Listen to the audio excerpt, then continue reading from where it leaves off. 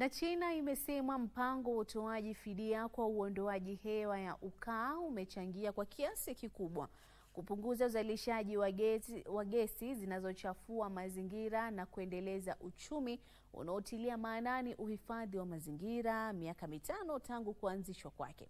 Serikali ya China inasema mfumo huo umebuni soko kubwa zaidi la biashara ya hewa ya ukaa duniani. Maelezo zaidi katika makala ya Ifahamu China.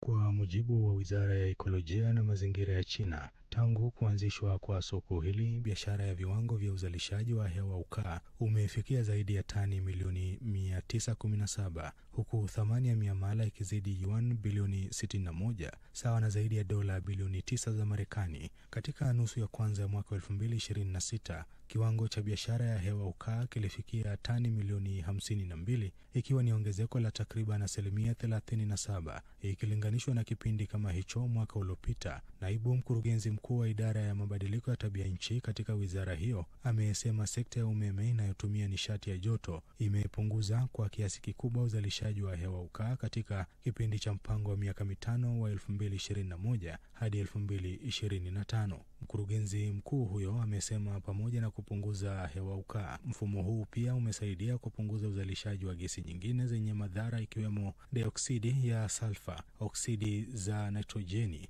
na moshi kutoka viwandani. Amesema idadi ya kampuni zinazoshiriki katika soko hilo imeongezeka kutoka kampuni 2162 za uzalishaji wa umeme kwa nishati ya joto hadi kufikia kampuni 3378 zinazotumia nishati nyingi zikiwemo za chuma, saruji na kuyeyusha alumini.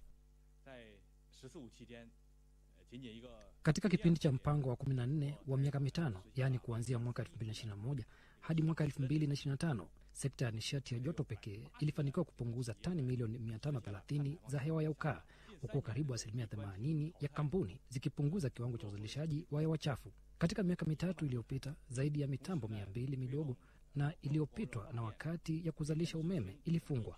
Wakati huo huo, miradi mipya ya kupunguza hewa ya ukaa kama vile nishati ya jua pamoja na uzalishaji wa hidrojeni kijani imeendelezwa.